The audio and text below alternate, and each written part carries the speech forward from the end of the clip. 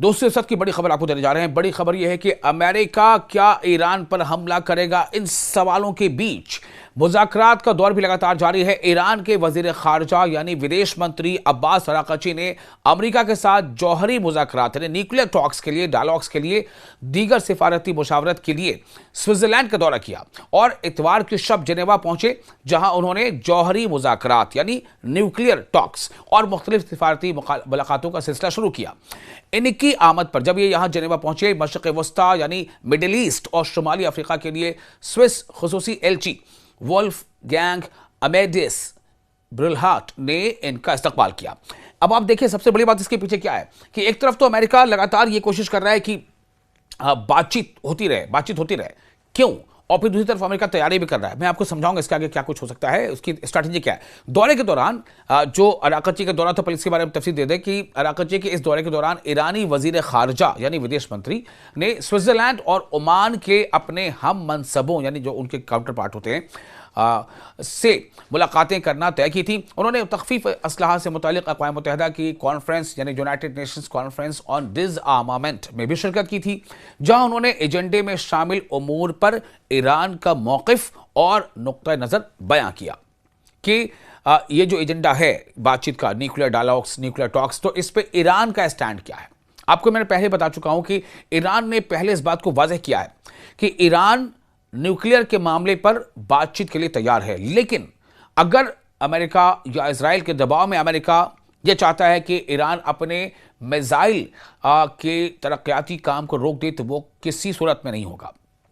पीर की सुबह अपने एक बयान में उन्होंने कहा था कि वो जौहरी माहिरीन के हमराह बैनुल अक़वामी जौहरी तवानाई एजेंसी यानी IAEA international atomic energy agency के डायरेक्टर जनरल राफेल ग्रॉसी से गहरे तकनीकी मुज़ाकरात के लिए मुलाकात करने वाले थे। यह मुलाकात इंटरनेशनल एटॉमिक एनर्जी एजेंसी से मुतालिक उमूर पर मरकूज रही थी।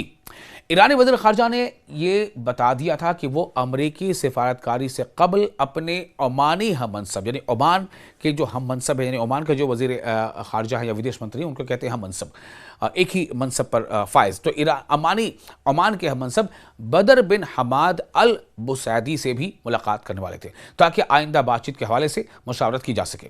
यह काफ़ी अहम ब्रेक थ्रू है। आप देखें, सबसे पहले कहाँ से खबर आई थी कि चीन में अमेरिकी रिप्रेजेंटेटिव और ईरान के रिप्रेजेंटेटिव्स के बीच बातचीत हुई है। मरकज़ क्या है, मौजू क्या है? Nuclear dialogue. उसके बाद क्या खबर आई? मस्कत में अमेरिका के नुमाइंदों और ईरान के नुमाइंदों के बीच बातचीत हुई है। टॉपिक क्या है? ईरान और US के बीच मौजूदा कॉन्फ्लिक्ट और न्यूक्लियर पर बातचीत, यह तमाम डायलॉग्स। अब ये खबर जो है आपको मैंने बताया स्विट्जरलैंड से, तो उन्होंने इस बात पर जोर दिया था कि वो एक मुनसिफाना यानी कि जस्टिस पर बेस्ड, जिसका बेसिस जस्टिस हो, जो इंसाफ पर मबनी हो और मुतवाज़न बैलेंस्ड मुआहदे के लिए हकीकी तजावीज़ के साथ जेनेवा में मौजूद थे। जेनेवा पहुंचे थे ईरान के वजीर खारजा, ईरान के फॉरेन मिनिस्टर, विदेश मंत्री। तो उन्होंने बताया कि वो जेनेवा में थे और धमकियों के सामने झुकना मुज़ाकरात का हिस्सा नहीं था। ईरान और यूनाइटेड स्टेट्स ऑफ अमेरिका के दरमियान बिलवास्ता जौहरी मुज़ाकरात का हालिया दौर 6 फरवरी को मस्कत में मुनक़िद हुआ था, जहां ओमान ने सालिसी का किरदार अदा किया था, यानी मीडिएटर का। इन मुज़ाकरात में, इन बातचीत में, इन डायलॉग में तेहरान और वाशिंगटन की नुमाइंदगी बिलतरतीब अब्बास अराक़ची और अमरीकी खुसूसी एलची स्टीव विटकॉफ ने की थी। ये इसका बैकग्राउंड है। अब इन बैकग्राउंड के बीच जो मैंने आपको बताया कि ईरान के वज़ीर ख़ारजा अब्बास अराक़ची अमेरिका के साथ जौहरी मुज़ाकरात और दीगर सिफारती मुशावरत के लिए जेनेवा पहुंचे, तो जेनेवा तक ये बात पहुंच चुकी है, यानी कि पहले चीन में बातचीत, फिर ओमान में बातचीत, ओमान के दारकूमत मस्कत में, फिर जेनेवा में बातचीत। सवाल सबसे बड़ा ये है कि क्या ये बातचीत ही उस कॉन्फ्लिक्ट का हल है? जवाब तो सभी की ज़ुबान पर हाँ है। इवन डोनाल्ड ट्रंप भी कहते हैं कि वी आर गोइंग गुड, कई बार कह चुके हैं कि बातचीत अच्छी चल रही है, सब कुछ है। लेकिन सवाल कोई डोनाल्ड ट्रंप से पूछे कि तब तमाम बातचीत अच्छी चल रही है। अभी नेतन्याहू भी पहुंचे थे व्हाइट हाउस मिलने डोनाल्ड ट्रंप से, तो डोनाल्ड ट्रंप ने बाद में यही ब्रीफ किया कि हमने कहा है कि ईरान से बातचीत चल रही है और अभी बातचीत चलती रहेगी।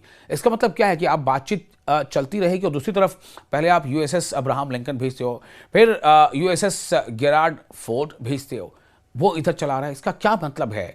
क्या अमेरिका कहीं ना कहीं ईरान के ताकत को करीब से देखना, समझना चाहता है? क्या डोनाल्ड ट्रंप जो है, उन्हें इस बात का एहसास है कि कि अमेरिका की ताकत कुछ ज़्यादा है, उनको अगर वो यानी ईरान की ताकत ज़्यादा है और अगर अमेरिका ईरान पर हमला करना चाहता है तो अपनी मजीद ताकत यानी डिफेंसिव जो कैपेबिलिटी उसे बढ़ाना होगा। देखते हैं आगे क्या होता है।